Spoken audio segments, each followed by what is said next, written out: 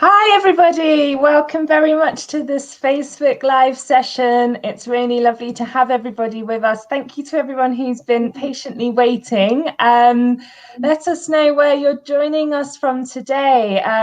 Type where you're from in the chat box. It'd be really great to see who's joining us, where you're all from. And for those of you who aren't too sure about what the session's about today, we're going to be talking about teaching teenagers in different digital environments. And it's worth mentioning now that there's lots of different ways of talking about digital setups when we're teaching. We're going to be focusing on 3 setups today. So before we dive into the session, I'm going to just give you a small definition of the 3 teaching setups that we will be referring to throughout the session. So the first one is online teaching. So this is probably something that many of you have had to adjust to over the last year. This is when everything is purely online. So all your live sessions are online. Any work that your students do for you is done online. Remote is another term that we use to say when you're not in the same place together, you're working separately or remotely. So online is definitely something that we're going to be talking about throughout the session today. We're also going to be talking about blended, so blended classroom environments. So this is where you have your students present in the classroom with you, therefore the live face-to-face sessions. And if you want to give them any sort of homework to do away from the classroom, this is what they can then go off and do online digitally. So we've got online, we've got blended, and then we're going to talk about something that really meets in the middle, and this is called hybrid. So a hybrid classroom setup is where you've got in your live lessons a mix of students physically there, face-to-face in the classroom with you, the teacher, but you've also got students who can't be there in the physical classroom, so they're joining you remotely. And they're in an online capacity. So we have online, blended, and hybrid.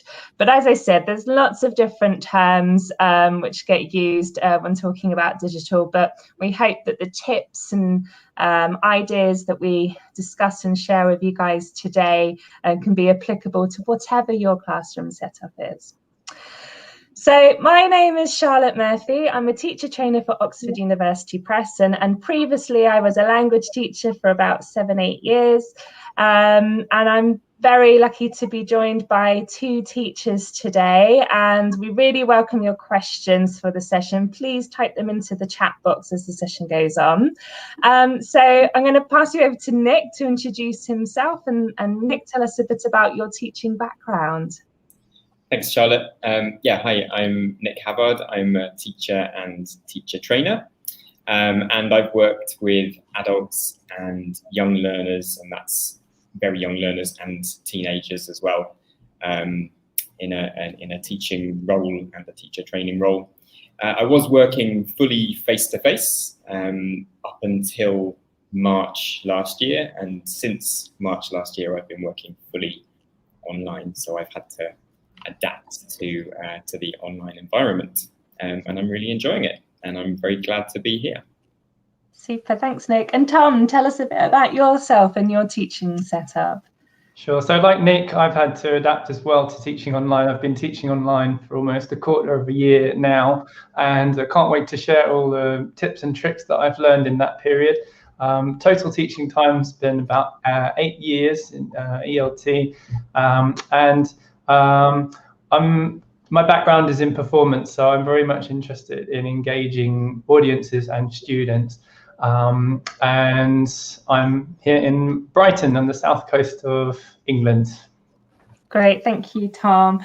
And I can see we're joined by people from all over the globe today. So we've got Zoraya from Colombia, we've got Adieli from Nigeria, we've got Mons from Ecuador, we've got Mai from Vietnam, Keshab from Nepal, Everybody Bao from seems to be from somewhere Poland. different, right? It's incredible. Yeah, it's really lovely to have these events and bring us all together and share ideas and tips and best practice. And thank you for all of those who sent in questions in advance of the session today. So we thought we'd really get the session off to a start by addressing some of those questions that previously came up or were previously sent to us. So we're going to start off by looking at a question that came from Inesi from Latvia. And Inesi asked how to plan for the fulfilled lesson less than 40 minutes when you have so many additional technical problems. And I think throughout the session, I think we really have to talk about what do you do when you get faced with technical problems, when digital platforms are such a large part of your classroom setup and your teaching setup. So who wants to go first with this one, Nick or Tom? What advice do you have, Nick? I'll go first. Yeah, I think this is certainly something that everyone realized when things moved online, that you can get a lot less done in the amount of time. And certainly if you're looking at 40 minutes class or less than 40 minutes, that's quite a challenging amount of time to have a productive class in. So I think you need to either focus on one skill or one language point, whether that's vocab or grammar. So previously you might have had, say, a listening test, and then from that you're taking some vocabulary, say, and you might have looked at those both in the same session. Now, I think you have to split that up and look at the listening in one session and make it a fully listening lesson. And then the next lesson follow on from that and look at vocabulary. And also this is where you can kind of flip the classroom and give the students the listening beforehand, and then hopefully have that done for the start of the class, and then you can look at the vocabulary. So I think it's having less of a focus in your lesson and really focusing on one particular thing. Definitely, and I think that's a nice idea about having that sort of flipped approach. So it's sort of almost like one less thing to go wrong in the live class if the students can go away and listen to a particular listening before joining the live lesson, whether that's in the classroom face-to-face or remotely. Tom, do you have anything that you'd add to that? Yeah, I think like what Nick said about having achievable lesson aims and having those presented at the start, and then doing those, and any extra time at the end to consolidate learning is a great idea. Charlotte, you touched on problems and technical difficulties. Obviously, this is a bit of a nightmare, and you do what you can to try and prevent problems before the class, checking your sound and that everything's working all right. But I think it's really important to encourage teachers kind of can-do attitude, kind of willing to sort of laugh off the funny things that can happen. You know, yeah, if you're definitely. working, you need to literally write on a piece of paper and show everyone some instructions while you sort something out. I think that students will appreciate seeing a teacher that is kind of, you know, trying to embody some fun rather than getting really stressed out and panicky, even if under the surface you're feeling really stressed out by it, because, you know, we're all human at the end of the day. Exactly. Yeah, that's a really nice point, Tom. And Manuela's really picked up on what we were saying. She said, less is more. Exactly. That's it. Exactly, Manuela. Yeah. We had a really great question come in from Alva from Peru. And Alva said that they like to teach teenagers online, and this is in a fully digital setup. They'd like to know some strategies to work with large classes virtually, and this is a question that quite a few people have asked. Alberta from Italy has also asked for tips for large classes. So yeah, I mean, lots of people talk about breakout rooms, don't they, when trying to manage large classes. That's a really great way to sort of split up your group, and I guess You would do that maybe in the physical classroom by putting students into groups to work on particular tasks.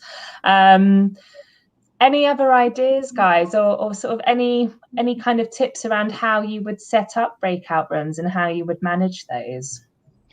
Yeah, I think it's really important first to establish rapport at the beginning of the class. This is arguably even more difficult online, and so it takes some extra effort to sort of ask people, how are you? What have you been doing today? In a large class, you could say, right, 10 seconds to say what you had for lunch this morning, go. Or just getting that sense of sort of community. And so nomination would be key there, just asking students, especially the ones that are a little bit quieter, to encourage them to speak and feel like everyone's together. And then you can go into learner autonomy, getting students to manage themselves and breakout rooms, so they're in smaller groups and they're still productive and being heard. I think like in a normal classroom, face-to-face, to make sure that no students are ever just waiting for their turn, and that they've been set an activity that is checking the grammar of whoever's speaking, or their job is to make notes and report back on how the activity event, so everyone's always engaged and got something to do, is important as well. Definitely, yeah. Nick, how do you find managing large classes when you're teaching online?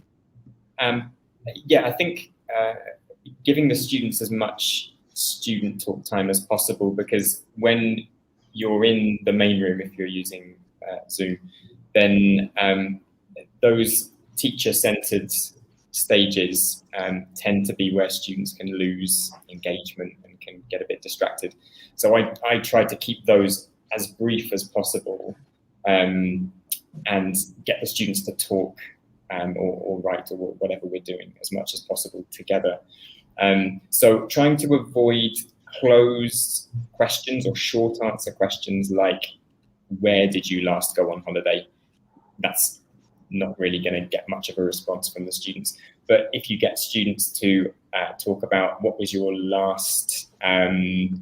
best holiday experience that you've ever had, or what was your worst holiday experience, something like that. That's a much more open question and something that they can spend a lot more time on. And that lets you monitor them, and it lets them get more engaged with the lesson. So just setting up those opener activities. Yeah, great. Thanks, Nick. Thanks, Tom. I can see we've had a question come in from Helena. Helena has asked, what digital tools do you use for immediate feedback or evaluation? And actually, Helena, this ties into quite a number of questions that are coming from people prior to this session about assessment. So Julia from Portugal also said, it's quite difficult for me to assess my students when teaching online. Could you help?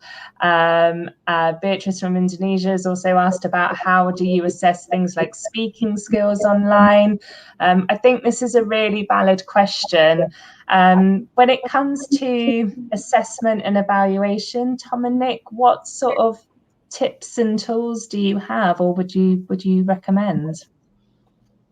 Tom, do you want to go first, maybe? Yeah, sure. I think writing is a really accurate way of getting a sense of what a student has grasped, whether you're teaching online, face-to-face, blended, hybrid.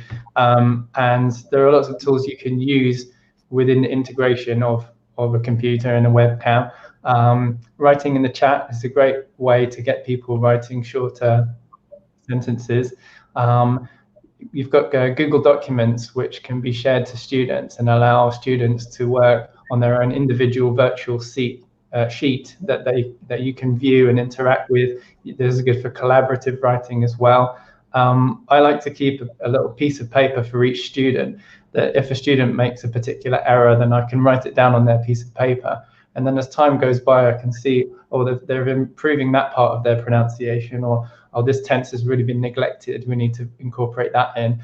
And it becomes sort of a journey. And I'm really happy to say that it does work. Like, I have seen students improve over the time that I've taught. There is at least some solace in that this is a platform that can function and get people improving. There are certain advantages and disadvantages, but yeah, assessment-wise, that would be my strategy. Writing.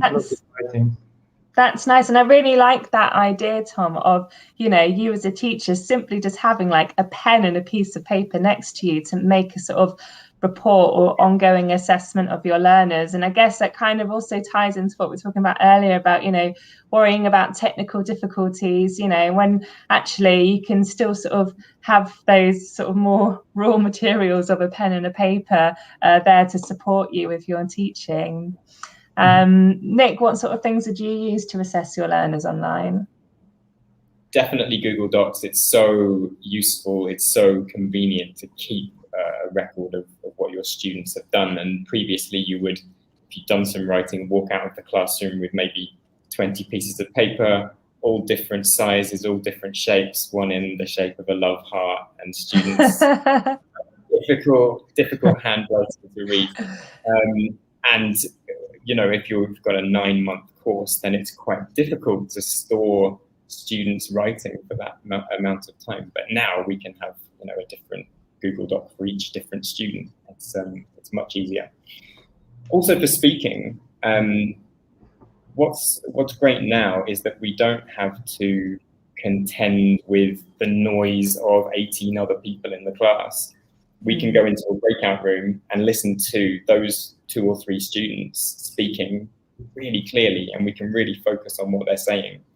And like I was saying before, if we set up these open tasks which allow them to talk for a long time, then we can drop into various different rooms and listen to what the students are saying. And we can also, depending on what you've agreed with your students, we can sometimes record them and then keep a record that way. Depends on what your school allow, and you know, if your students have said yes to that. Great, yeah. And that kind of leads in really nicely to a question I can see from Mish Ferry, which is, how can I make them, I guess them being the students, speak English and practice the language online? So we know the tools we can use, but how do we engage them, I guess the question is, and maybe how do we motivate them to speak? I did a session recently on motivation, and I think for me, I would say personalization is really important here. So being able to find something that is of interest to students. I remember teaching a group of students, and we wanted to work on speaking and pronunciation, and they were all really interested in James Bond. And at the time, there was a new James Bond movie had come out at the cinema, and you know, it was very much like the hot talk around the class or around the school was about the latest James Bond movie. So I kind of themed the lesson around that. And it really, yeah, it became something students wanted to talk about, and I've had it in exam classes as well. And when I was teaching Trinity Jessie exam preparation classes, as soon as you know, my group of very disengaged students discovered that they could talk about football as one of the topics of conversation for the exam, this was really important to them because it was something they were really interested in and had a passion about, and they could, you know, talk about it passionately in their own tongue, their L1. So they wanted to learn how that could then translate over into English language. Do you guys have anything that works particularly well for you when you're trying to engage learners online, especially when it comes to speaking? Yeah, definitely. I think the sort of body language that would be in a real classroom is lost in some aspects, and it might be obvious that the teacher expects a student to talk right now. And one thing that I found useful to do is to adopt a position that means now I'm definitely not speaking and it's your turn to speak. So it could be something simple like kind of going like this. Or even, you know, joining a breakout room, but having my head down and pretending I'm writing, but actually I'm listening to them, so they don't think, oh, the teacher's about to speak, and they don't get fazed by that. And also I would say that like any classroom, making sure that the students have all the instructions that they need, and the language scaffolded, and all the tools and support to then go and activate the language. And if a student is lucky enough to have a laptop and a phone, they can literally take a photo of the instructions, the questions they need to ask, the target language, and then they can go into the breakout room, and they've got everything they need here, and also they can be talking to the other students. So obviously make sure they've got everything they need, but that kind of dynamic between teacher and student, and it's your turn to speak. Definitely think about your body language. That's a really great point. Yeah, body language is actually, Tom, probably something that people don't really consider much when they're online, but it's a really, really valid point. It's a great idea, and yeah, eye contact is one of those things that we've lost over the last year or so. So yeah, I'd add on to that, Tom, nomination as well, and making sure that even the quieter students know that they're involved. It's their turn to talk. So it's not just the stronger students speaking up. But yeah, topics that interest the students, get them to research topics and bring those things in to talk about, and you'll probably find that they'll be much more engaged and much more willing to talk about topics that they found themselves. Definitely.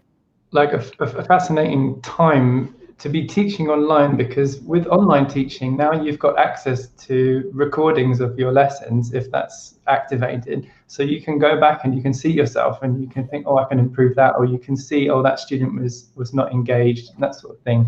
And you can look at other footage of other teachers as well, and pick up on the things that you like from that, and so it's a great opportunity to learn now as a teacher, much easier than before, I think. Yeah, I think so. Manuela's sort of made a really nice response to this discussion around speaking. She says, if you start up a discussion which makes the students move on their chair, it's definitely a good start for participating.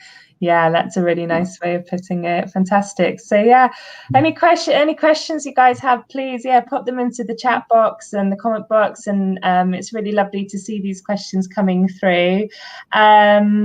I can see that Jack has said, I'd like to know how to use the dialogue given in the textbook for a more interactive way. This is a really good question, Jack. And actually, I think this would maybe be something that teachers would be interested in lots of different classroom setups, not just thinking about, digitally how you would use the dialogue in a textbook.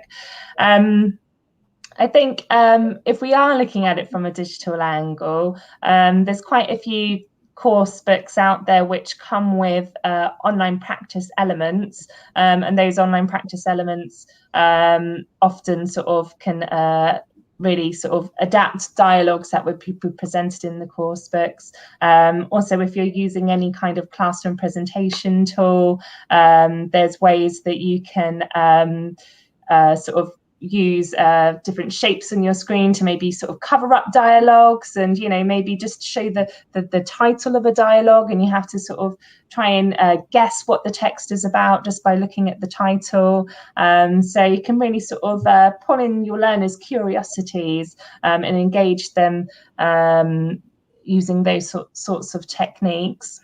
I think something as well, like a technique you could use with that is a dictogloss, and I don't know if Jack's familiar with dictogloss, but this is something you could maybe look up.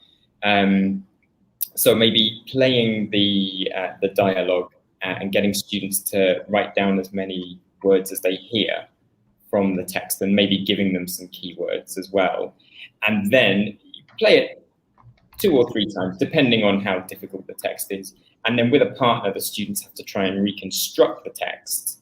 It doesn't matter if they reconstruct the text perfectly. The idea is that they're thinking about the grammar and what language works. And then you can get them to role play the text and maybe try and role play it without reading it. That might make it more interactive. So yeah, dictogloss, I think, would work well with the dialogue. Definitely, yeah. And don't forget the fabulous tools that are available with video chat software. I'm most familiar with Zoom, and it's amazing now how useful with all levels actually to be able to underline as you go and highlight things with annotate tool. Also, Charlotte mentioned putting shapes on the screen. That's also useful just for blocking out things that you don't want the students to look at. If there's some distracting text here from the page that you're looking at, putting a white block. And actually what that does is it gives you more space to then write notes on the white block that you've just created. So managing your screen optimally and putting things where you want them and creating more space to add more notes is something I've been doing and find really useful. And that's the same as we do face-to-face, right? You give instructions before you give out materials, and it's the same principle online. You know, we make sure that students know what they're doing before you put a bunch of text up or make sure things are covered. Yeah, definitely. And I guess the nice thing about, having access to these different digital platforms is actually there's quite a few different ways that you can adapt tasks like this that maybe you did do in the face-to-face classroom. I can see a comments come in from Karina, and she talks about dividing up large classes into micro groups. And she finishes off her comment by saying that you can get students to maybe consolidate things like their listening skills by recording their voices and sort of reading notes that they might have made. Karina, your comment's so large, it's taken up the whole screen, but it's just such great information here. And that's something I promote a lot. You know, if a student's got a mobile phone, it's quite common for students to have some kind of recording tool on their mobile phone which they can use to sort of record their voice and then maybe send that to other students or send that to their teacher maybe. I used to do audio diaries with my students, and I'd sort of get them to do that maybe 2 or 3 times in the week, to just sort of send me a 2-minute clip of what they've been up to that day or what their plans are for that evening. And it was, for me, it was a really effective way of getting my students, 1, to speak more, 2, to be able to assess their speaking and their pronunciation and their use of language, and 3, just to sort of, have a connection with my student. As Tom mentioned earlier, having rapport is something that's really important. So I'm sort of having a little window into, my students' life outside of the classroom and what they're up to. I can see that a question's come in from Duck, which has asked, could you please let us know some useful free technological tools to make English learners more interactive in class? Now, Nick and Tom, I know that you have lots of different platforms that you use and recommend when teaching students online. Nick, do you want to tell us about some of the platforms that work really well for you? Sure. So one platform I think that works really well is Padlet. And I'm just going to share my screen here. So here's an example of something you might see on a Padlet. So here you can see the classes are organized by days, and there's a variety of different things here. So I've taken some vocabulary from BBC Learning English, some grammar from, I think, British Council.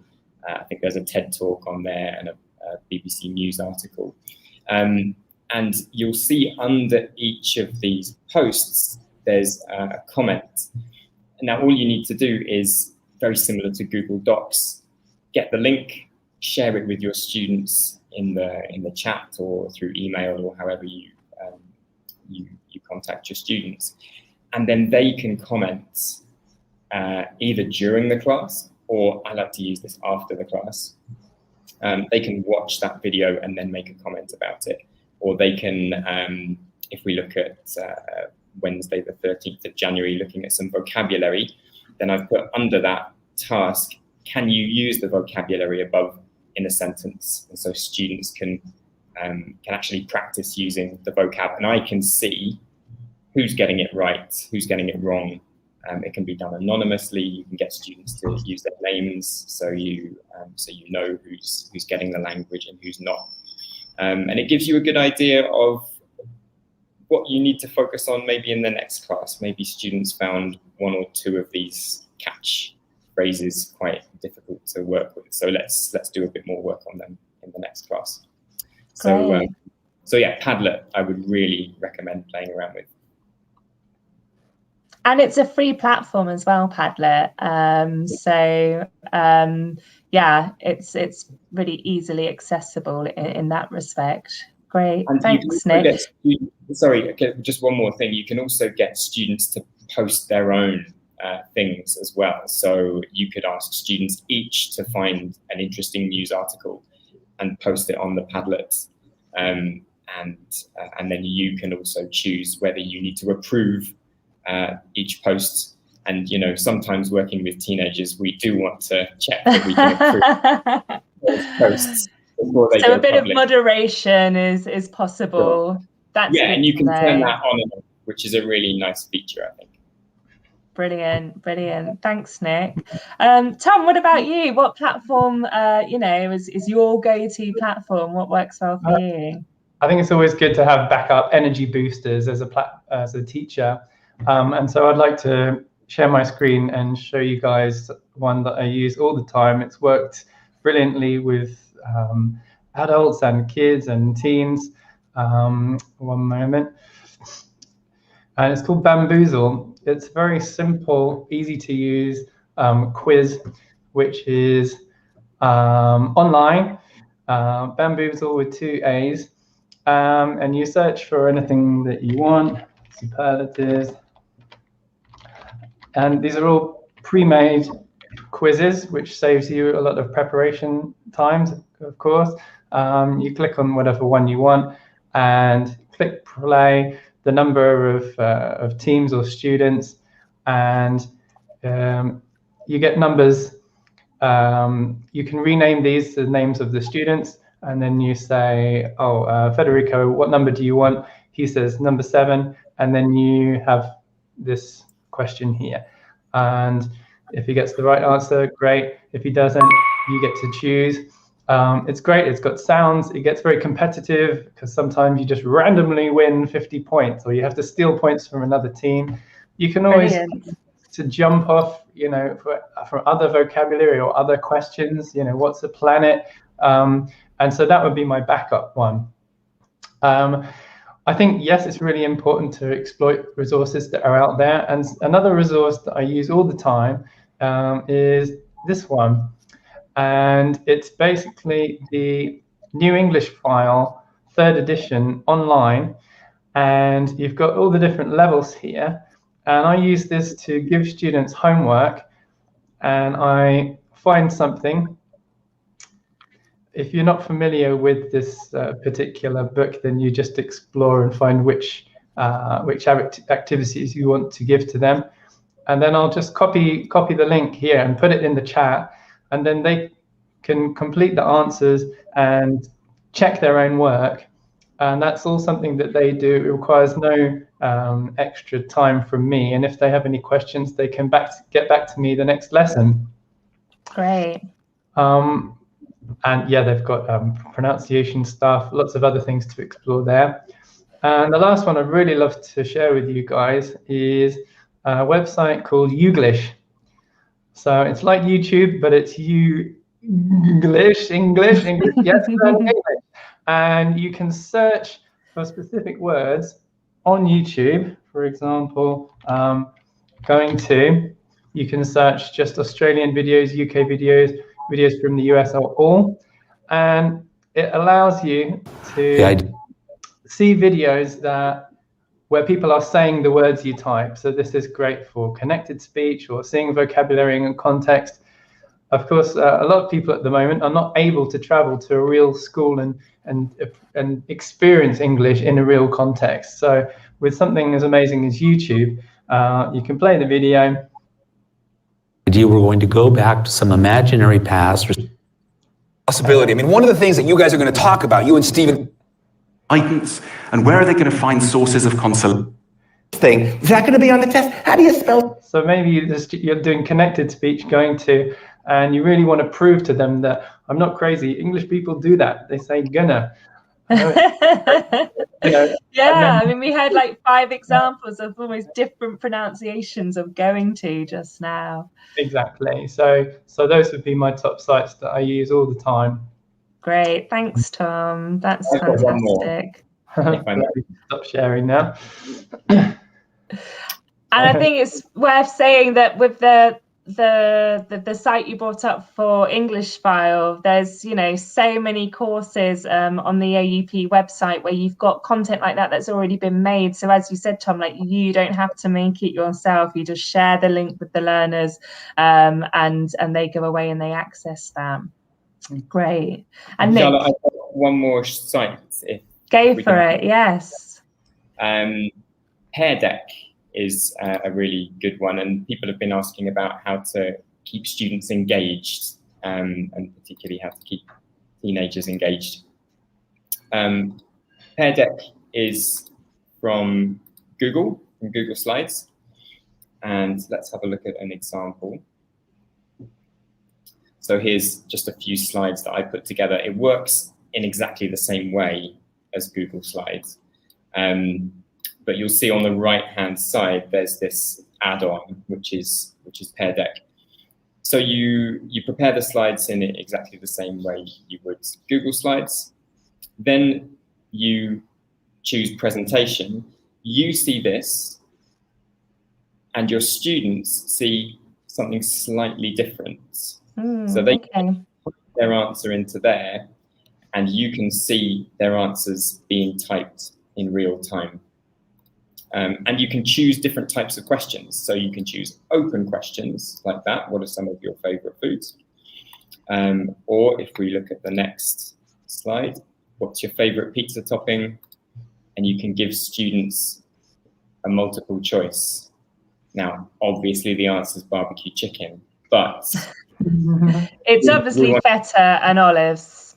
We want to check that they're getting the right answer. And you'll be able to see the number of students who's answered what, and then you can share that with the class. So I think Pear Deck is a really good one to play around with. Great. And actually, I think all these platforms that you guys have shared just show how sort of creative you can be in sort of putting content together. Manuel has just asked, could you repeat the name again, please, Nick? Yeah, it's Pear Deck. So pear like the fruit, and deck like a deck of cards. Pear Deck.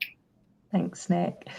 Great. And I can see that a question came in from Emanuela, where they said, in conversations, my students are often short of ideas. How can I encourage their creativity and imagination? And I think these kind of platforms are really great for sort of being a bit more creative around how you're using the content you want in the lessons. I really liked sort of Bamboozle for that sort of gamification. I think that's always a really nice way to engage students. And I guess with Pear Deck as well, you're sort of providing a lot of sort of scaffolding there for the students to sort of get their creative juices flowing. It's really hard, isn't it, for anyone to just, tell someone to, think of some ideas, be creative. Creativity isn't something that you can just turn on.